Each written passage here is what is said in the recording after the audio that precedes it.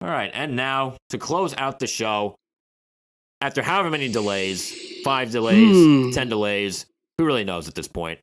Morbius finally hit theaters. And I'm not saying finally like, oh, I was really looking forward to this movie for the longest time. No, I'm saying finally because now I can stop seeing the trailer before every other movie that I want to see. Because I've been seeing this trailer before every other movie in the theater for what feels like a year.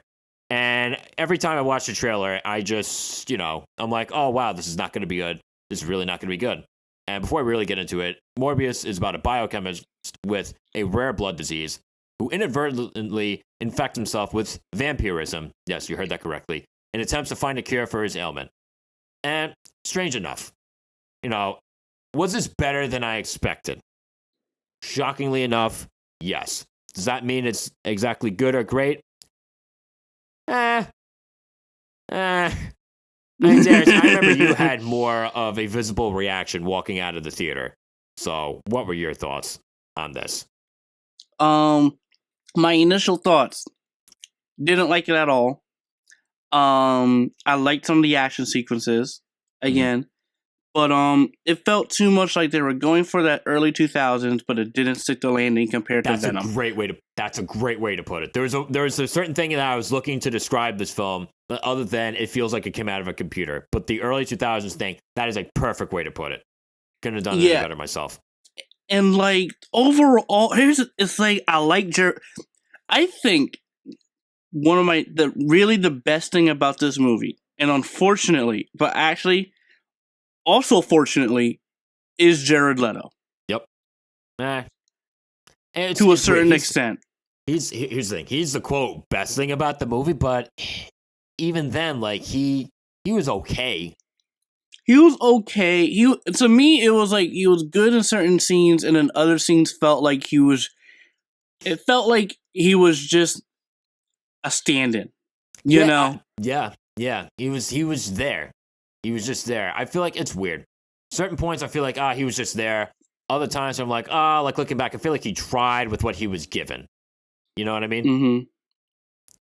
Like. And it's like I wanted to like this movie. That's the thing. You've heard me on the show and even outside where it's like I was actually pretty excited for this. But then over time I actually kept forgetting it's not out yet. For some reason I thought it's out. People thought it was terrible and I didn't hear anything about it. But yeah, it finally came out. So I was heavily it's not that I was disappointed, but it was just like, oh boy, like how this just went terrible. Even some of the editing just felt so odd and so rushed, and you can tell there's supposed to be more in one scene, but they quickly cut it out and cut it to something else. There are aspects in this movie where I could point out that stuff in the trailers did not show in the movie. You can easily tell. And I think the villain, very corny, very underwhelming, very one-dimensional, very forced. Over the top. Yeah, he was over the top. You know what I mean? It's weird. Like, how can someone be underwhelming yet over the top at the same time? It's weird. And somehow he pulled that off. But that's not exactly a compliment in itself. And I just felt like with how over the top he was, it undercut the tension that should have been in certain scenes. Absolutely. And again, this was just a massive disappointment overall. And I think you can tell, as with Sony specifically, how they've been marketing this and their advertising. Oh, it's in the greater universe. It's in the Spider-Man. Oh, here's a Spider-Man here. Here's Vulture here, this and that. Then when you see the movie, honestly, very misleading. They cut all that stuff out that I was saying from trailer that you can see cut out. Very much true. Like, it felt like Sony got another look at it and they were like, you know what? We don't want this to be a part of our bigger universe. Let's cut all that stuff out. Even if it doesn't make sense, let's just cut it out. But even then, too, like, there were certain post-credit scenes, and I don't want to give away too much, that I feel like kind of, disprove that, because it does try to connect it to, like, other characters. Again, being intentionally vague here. But something else that I felt too, it's weird. Like, actually, no, let me touch on the point that you made about like the whole marketing thing. Because at the end of the day, like, do I have a problem with like, other Spider-Man characters not being in this film? No, I don't have a problem with that because, this needs its own space to develop too, right? But then at the same time, don't market it like there's going to be this huge connection to Spider-Man throughout the film. Mm-hmm. So, I mean, yeah, again, exactly. Yeah, and then saying on like the whole thing with the story too, it just felt very uninspired. It just felt like another one of its kind. It feels like Sony is digging from the bottom of the barrel with how they handled the story. And again, I'm not saying that like I was expecting something spectacular from a guy who accidentally turns himself into a vampire while trying to cure a blood disease. I'm not saying I was expecting, like this incredible story. But it's just weird. Like, can you at least do a better job of hiding how mediocre this all is? Can you at least try a little harder? I mean, you have millions of dollars at your disposal as a production company. You mean to tell me you can't find anyone better to write this thing? That's just me. But it just felt, like I said, felt very uninspired. And it's just weird. It didn't always make sense. Like the condition of like his vampiric powers or like his vampiric condition and how he arrived at vampire bats is the way to solve this thing. I mean, like, I don't know, it just didn't click. It just didn't connect. It just didn't really add up, Maybe there's certain things that I missed. I don't know if you want to correct me now. If there's something that I said wrong, we'll go right ahead. No, like I said, this was very disjointed. It felt very like it felt like they had an idea, they wrote a rough script, and then they filmed it. Unfortunately, that's just how I feel about it. This feels like a first draft script. Yeah, that's another great way to put it. Another great way to put it. Again, it felt, and it's not necessarily uninspiring because Venom to me felt just lackluster as well.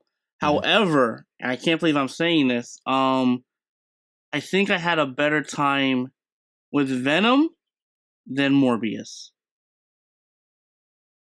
That's tough. I don't know. Because I really did not like Venom. Yeah. That's the thing. So, and I don't like Venom 1 or 2. But a part of me is just like, a part of me was like, okay, if I had to compare this to another movie that I also really didn't like, that I thought was trash, it would be Venom. And then if I had to pick of like, hey, two of these movies came out at the same time, which one would I pick? Probably Venom, because I'm more of a Venom fan than a Morbius fan. That's probably going to be the main reason as to why I would have picked Venom. And I might be in the same boat as you, because Venom at least had Tom Hardy giving it his all. And I feel like Tom Hardy did what he could do to make that movie more watchable than Jared Leto did for Morbius. Exactly, because again, Jared Leto just felt like he was there. He didn't feel like he was trying to play a character to a certain extent. I think some of the beginning stuff I liked, but even then, it felt very odd and off because it felt like certain relationships felt rushed without giving them the time they needed, actually. So, yeah, and another thing too, like the visuals were not good. The CGI was very distracting. The vampiric faces, like, they looked cheap. Like, they looked underdone. They just looked very unrefined. And I feel like everything having to do with the visuals and the action, like, so much of things nowadays are done on the computer, but they just do a better job of hiding it. They do a better job of making you forget about that. This movie did not. Everything felt like it came right out of a computer. And I feel like, that's kind of, it's weird. That's kind of like a microcosm for like the rest of the movie itself, because the entire movie, while there are times where it's mildly entertaining, there's some scenes that are actually kind of scary. This entire movie felt like it came out of a factory. Yep, this was a factory movie. Yep. Yeah. So, and I will say that the previews that we saw before this film put together were probably better than the show itself. And we went in late. I think I saw maybe 3 or 4 previews because I had to step out and use the men's room. But and this movie felt longer too. Yeah, it did. It's not a particularly long movie. long. I think it's somewhere. It's definitely under 2 hours. It's definitely under this 2 felt hours. more than 2 hours. I'm sorry. This felt way more than 2 hours. It definitely felt more than 2 hours. It definitely felt longer than it needed to feel. And like I said, considering the fact that it's under 2 hours, I want to say it's like an hour 44 or something like that, or like an hour 50, somewhere in that range. And it felt over 2 hours. Like, that's a no good. That's a no good. Yeah. It was very just. Oh man, I wish we didn't see it. Yeah, I wish they just put it out on Netflix. Yeah, honestly, yeah, I would have preferred seeing this at home. Yeah, like, and to go with the visual effects, I actually liked some of the visual effects, or at least the style of it.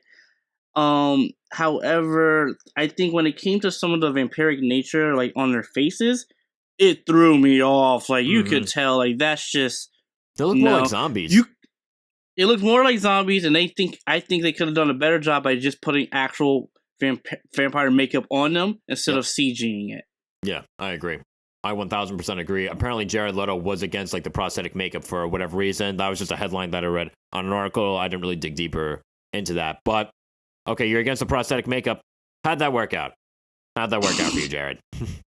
Not only that, you're against prosthetic makeup, but you were in House of Gucci and you were barely unrecognizable. I mean, and again, you were in Dallas Buyers Club too. You know, a lot of makeup. A lot of actually, I don't know if you could really. It's not really prosthetic makeup. I don't even know, but like either way, like makeup is good. Makeup is good for movies, and you should probably use it. And makeup is good. Yeah, makeup is good. Use that in lieu of just like computer CGI in certain situations, or even then, if you're going to use CGI, do it better than that. Do better than that, please. Because again, they did this CGI, the motion capture. For movies like Avatar, and obviously looked amazing, groundbreaking visuals, and took films in a massive step in the right direction. But this was just not it. This was just not it. So, it definitely feels like Sony's trying to do this for all their movies and their Spider-Man villains. Is that we want to capture the aesthetic of early 2000s. That's what it really starts to feel like more and more now. It's like we want to capture the aesthetic of the early 2000s, but just not capture it well. Like that's what this felt like. Yeah, that's what it felt like. Exactly. Yeah. So, yeah, this movie sucked. Yeah, it wasn't. And again, as a surprise to, I'm gonna say no one, because I don't really know if anyone really went into this with any sort of confidence, except for maybe William, maybe I'm wrong, but if I'm wrong about that, please don't sue me for defamation, buddy. But again, for everybody that actually got a chance to watch this past weekend, what did you think of the film? Like, was it better than expected, worse than expected, about the same? Leave your thoughts wherever it is that you can. And just like that, show's done. Don't forget to like, follow, share, subscribe, and hit the bell to get all notifications, whether you're on Spotify, iHeartRadio, Podchaser, and more. If you want to help out the show, please give us a 5-star review on whatever platform you can, and follow our social media pages that are listed in the description. And just another announcement, moving forward, we're trying some new things. We're going to be uploading every new episode Mondays at 5 p.m. So just, tune in at that time for our next episode where we review Sonic the Hedgehog 2. We'll see you then. Woohoo! Yeah, I'm excited for Sonic.